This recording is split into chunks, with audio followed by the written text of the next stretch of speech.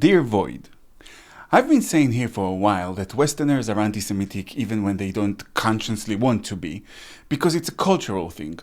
And I believe that this cultural anti-Semitism is the main reason for the media being a basically propaganda arm of a terrorist organization, or why they vote against the Israel and Jewish victims in the UN, but mostly why they don't report or underreport or just don't care about terror attacks against Jews and Israelis, and in general seem to be very much unconcerned with any violence committed against Jews, even the 7th of October atrocities. Like, from the beginning, the thing that struck me about the supposed left in the West is the way that they completely disregarded the atrocities and the hostages.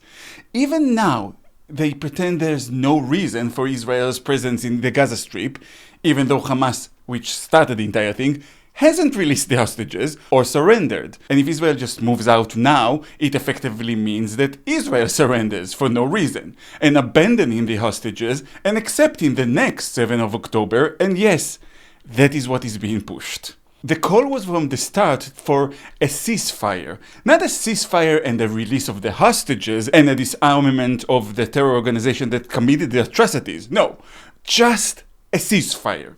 The Jews should just not react. That's all. The hostages don't matter, the victims don't matter. The problem is that Jews consider themselves human for some reason. In fact, in the UK, Keir Starmer got some flack for daring to say before the election that he is calling for a ceasefire and the release of the hostages. The very fact that he addressed the fact that Jewish hostages were taken to be raped, tortured, and murdered by savages was seen as problematic. That is some next level racism. And it's not implied, it's on the surface, it's in everyone's face. Nobody's ashamed of it and nobody challenges it. So what's going on? What's the reason for many Westerners to be so callous and cruel and twisted when it comes to Jews? Well, it all boils down to the part of their culture that teaches them that Jews are villainous and cursed, and therefore a state of suffering is not only normal for them, but their fault, regardless of what they do or what is done to them. And it is all summarized perfectly in the story of the Wandering Jew. For those who don't know, the Wandering Jew is an anti-Semitic Christian story that appears sometimes in the Middle Ages. The story goes that a Jew refused to let Jesus rest on a bench on his way to the cross because, it's well known that Romans always let their prisoners stop and rest from time to time. So Jesus cursed him to wander the earth and never have any rest until the end of times.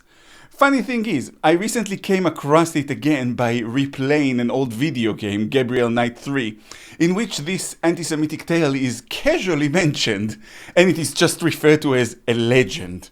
That's very telling of the culture we are dealing with here. It's the same reason The Merchant of Venice is still being played around the West. A play where the good ending is the Jew being forced into Christianity and put in his place. Everybody knows that if it were any other minority, if this was a Native American forced into Christianity, for example, the play would have been banned long ago. But Jews? They are fair game. And so even a video game would refer to a horrible anti-Semitic story simply as a legend. And that's amongst many other casual anti-Semitic references and attitudes that old game demonstrates, like claiming that Jewish stories, folklore, and even artifacts are actually Christian. It all ties into the same thing, really. Their God has cursed Jews and gave Christians their history and culture, so the appropriation and erasure of Jewish lore and history is justifiable to them. In fact, I would go as far as to argue that it is the very point of Christianity to claim the main aspects of Jewish culture and folklore as their own and to justify it by the evilness of Jews. So our stories, like Adam and Eve, Noah and the Ark, King David, all of those, became, in their eyes, Christian stories. Why? Because they wrote a sequel. It's kind of like me writing a sequel to Harry Potter and then saying that Hogwarts is a concept by Raz of the Void. A Voidinian concept rather than a rolling one. And they allow themselves to take anything they can get their hands on. Like, for example, even to this day, such Christian organizations like the Vatican are holding many Hebrew writings in the libraries, historical documents that were stolen from their murdered owners, and by right should be in possession of the Israel Museum in Jerusalem. But I guess between wars and incompetent and corrupted leaders, we have too much on our plate to worry about such things at the moment. But that is the root of it. And it's also why they tend to believe the Palestinian lie without question. Why they are told, Jews have stolen Judea, and their brains don't immediately say, wait, isn't Judea where Jews are from? Or even those who admit it, they would say things like, yeah, well, but it's been 2,000 years. First, completely ignoring the fact that regardless of when the kingdom of Judea was destroyed by the Romans, the Palestinians would still be a lie, as there was never such a country or a kingdom, and there was never such an ethnicity or a culture. It's the Roman Greco name of a region. It's like saying Mesopotamians were robbed of the land by Iraq and Iran. It makes no sense. Oh, it's been 2,000 years ago? So I guess we should just uproot now 9 million Jews who live in Israel, most of which are 5th, 6th, or even more generations to be born there, and forget about our human right of self-determination and just keep going, shall we? And you know what? A lot of them won't admit it like that, but yeah, that is exactly what they want to happen.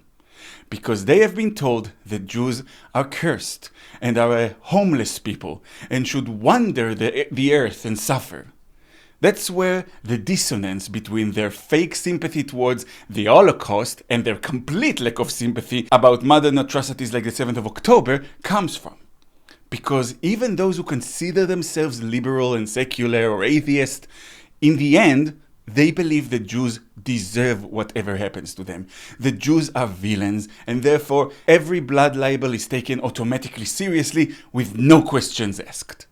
Because Jews have been cursed by a Christian God who is himself a zombie Jew on a stick. Yeah, I know it makes no sense. Don't try to understand Christians. It's impossible. I especially love those Catholic anti-Semites. I fucking hate Jews. Now, if you excuse me, I must pray to that Jew over there, so he'll let me go to heaven when I die. I don't think there's any other religion in the world that suffers from schizophrenia like Christianity does. But anyway, the point is that their God has cursed the Jews, and therefore Jews have to suffer and are kicked around. That's when the world makes sense to them. And that thing that started from religion has dripped into the culture itself. It doesn't matter if you're talking to a Westerner who is not religious. That is the atmosphere they grew up in. Even the liberals think that Jews should still know their places. It's like that attitude amongst my friends about gay people when I was a kid. They were all liberals and were totally for gay rights and gay marriage and would say stuff like whatever they do in the privacy of their own bedrooms is their business. But there was tons of gay jokes going around. The word homo was used as an insult, and they made it clear that actually seeing a gay couple holding hands or kissing made them sick. So even the liberals thought, yeah, we're not going to persecute them, but there's obviously something wrong with them. I strongly believe even liberal Westerners, and by the way, when I say liberals, I don't mean like the fake liberals we have these days, who are actually totalitarian fascists and deeply anti-Semitic, basically neo-Nazis with a kafia. No, I mean real liberals. People who truly believe in human rights and anti-racism and believe that that extends even to Jews. Even they, I believe, still think, even on a subconscious level, that Jews should suffer. That is the right way of the world. That's why they don't care as much about the hostages. That's why they can hear the horror stories about rapes and torture of the hostages, and they still call for a ceasefire, but not the release of the hostages. Now, I have to say, I am generalizing here, of course, and I probably shouldn't. For example, lately, Tom York of Radiohead and The Smile released a statement about the war and proved that not all of my heroes are unworthy of my admiration. And I don't agree with everything he said, but what he said was very human and very fair. He did criticize the extremist Israeli government, and that's where I do agree with him. And then he said that he thought the international community should act to force them to stop the war, which is the part I disagree with. But he also mentioned the hostages, wondered why they aren't released yet, why Hamas committed such atrocities to begin with, and even raised suspicion of the very one-sided and totalitarian slogan, Free Palestine. And you know what? Just a couple of weeks before him, Bono of U2 also called for a ceasefire and the release of all the hostages. Now, these two men are being fed lies and fiction by their media, and they don't understand the situation because they are not in a position to understand it. They don't understand that any scenario in which the war ends with Hamas still in power in Gaza, what's left of them at least, is guaranteeing more death, and the next war is just a matter of time, just around the corner. But they still give a very human and valid take. They don't ignore the hostages. They don't trivialize the horrors committed against us. And I find nothing wrong with what they said. But they are also representing a tiny minority in the West. Hell, Bono is Irish. It's probably only him and some other dude in the entirety of Ireland who even view Jews as human.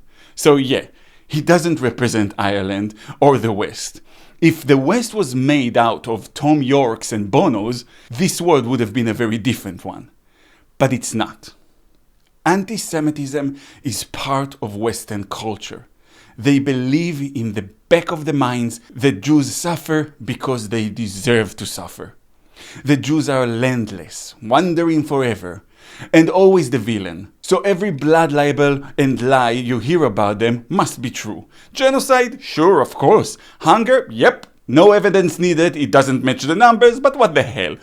Shooting at people that they themselves are giving aid to. Doesn't make any sense, why would anyone do that? But sure, why not? They're Jews, of course they do that. That's the West. That's part of why nobody rebels against the media, outside of Jewish media, of course. That and the fact that the media is the mafia who decides who gets elected. So no politician dares to stand up to them, but that's another issue. So how can Westerners hate us without having a horse in the race? How can they believe Judea doesn't belong to the Jews, but Palestine, which is a Greek name of an area, belongs to the Arabs who invaded the area? How come they complain and screech about Israel operating in hospitals and schools, but don't give a shit when evidence is presented that those hospitals and schools were used by a terror organization while cynically using the weakest people of society as human shields? How can they still hate us after all the contribution to art, medicine, entertainment, technology? Not to mention, our habit of not flying airplanes into buildings or blowing up arenas during a concert of a pop star. How come we are still the most hated, no matter what we do or what is done to us? Because it's in the culture. And as such, it's not going to disappear by trying to be nice and contribute. Your attempts at assimilation are pointless. You will always in the end be nothing more than a Jew to them. It is in the culture, and it's the culture that needs changing. And the first step is to raise awareness of it.